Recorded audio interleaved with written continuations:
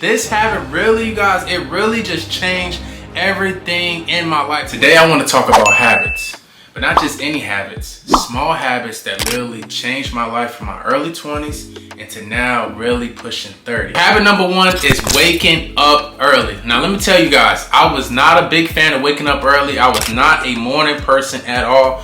But when I started waking up early and started incorporating that day in and day out, I saw the productivity and everything that I wanted to do actually increase a lot. And I used to think that's just a saying, waking up early, successful people wake up early. But now I actually see millionaires and billionaires wake up around 4 to 5 to 5:30, because it just allows them to have more time to really be productive and to get things accomplished. It was very challenging at first, but I overcame it by really setting an alarm and just sticking to it and being consistent. Number two is working out. Now you guys, I used to play basketball in high school, so I was always active as a child. But as me getting older, I started getting lazier, but then I had to quickly snap out of that because working out in the morning especially, it allows me to build more confidence. It allows me to be more determined throughout my day. This habit really allows me to become even better each and every day because I wake up in the morning, I do cardio, and then I lift weight working out. Number three is incorporating a healthy diet. As I started incorporating a healthy diet, my mind got sharper, my body felt better, and it just allows me to do the things that I really wanted to do because I don't feel sluggish. Now, I'm a huge fan of Cookout, Burger King, McDonald's. If you haven't heard of Cookout, you gotta visit North Carolina because Cookout is really good. Eating fast food is so convenient to me, and it's just right there in our face, you know what I'm saying? Just to go grab a burger and some fries. But then as I saw, the more I got older, the more it slowed me down. So I started incorporating more fruits, veggies, drinking smoothies, and just incorporating a more healthier lifestyle because whatever you put in your body is very, very important because it allows you to have a sharper mind. Number four is meditating. Now I used to think meditation is just for, monks, it's just in the movies. It's something that what's the true benefit of meditating? But as I started doing it for 10 to 15 minutes, I started to have a clear mind. You will be surprised how many thoughts run through our mind every second. So just meditating allowed me to clear my head and allows me to be emotionally centered because we all go through things in life, even at work, at school, at our job, everything. But meditating, as I started incorporating this, it allowed me to have a clear mind. Next habit is I had to limit myself on how much I played video games. Now I used to be a video game fanatic. When I tell you I used to play Call of Duty, Grand Theft Auto, 2K, I used to play all the games all the time. And the thing is, I started to realize why am I spending 3, 4, 5, even sometimes 6 hours playing a game when I could be working on something else that I think is more beneficial to me. Now, this is the thing. A lot of people play video games and a lot of people make a lot of money off of video games. So I'm not the type of person to say video games are bad and video games are this and that. And that means I'm putting people down who play video games. Look, it's nothing wrong with playing video games because some people make a lot of money doing it. I know just for me personally, me spending 5, 6 hours on playing video games that I did not see as a career, it just didn't make sense to me. The next habit that really helped me in my 20s was this. It was showing gratitude in the morning. I got this from Tony Robbins. If you haven't heard about Tony Robbins, he's a great motivational speaker. He's just a great individual who speaks about gratitude, just being positive, thinking. He's a great guy. And I learned this from Steve Harvey. It's showing gratitude first thing when you wake up because it is a true blessing to be able to wake up, to have the opportunity to go really pursue your goals and your dreams and just everyday life. You know what I'm saying? People take just waking up for granted. Even I had done that sometimes. So what I usually do when I wake up is usually just give thanks. Number 7 habit. This habit specifically really just changed my whole mindset, my whole life. It's just visualizing my goals, writing down my goals and just seeing them day in and day out. I really got this from Steve Harvey because he talks about vision boards a lot. And the thing that is really cool is that when you write down your goals and when you visualize and you're really seeing them day in and day out, I have these whiteboards. I put these whiteboards in my rooms and I really just write down my goals on everything I want to achieve.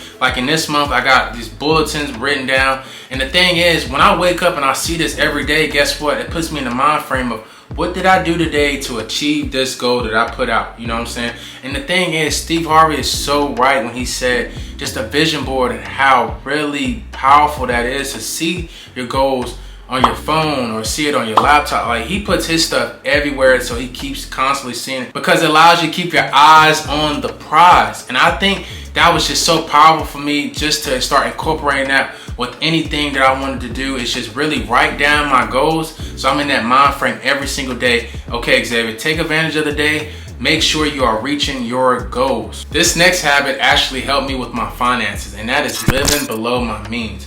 When I mean living below my means, is basically not taking a large part of my income and spending it on things that I do not need, that are not necessities. You know what I'm saying? I'm an all believer in enjoying fruits of your labor, but not when it means that you're taking all your money and you spending it on things that are not making you money. This was very challenging to me because I love Jordans, I like streetwear, I like designer, I like this, that. But the thing is, I had to take a seat back and figure out, okay, what are my financial goals? What do I want to achieve? How much do I want to save at the end of the year? You know what I'm saying? So I had to really just cut back on some of the spending, on a lot of the spending that I used to do, because I had to get in the mind frame, okay, like, Xavier, you make X amount of dollars, but at the end of the year, where did most of that money go? You know what I'm saying? So I wanted to live below my means now, so at the end of the year, I can actually put that money towards investing, into saving, into doing other things with that money, you know?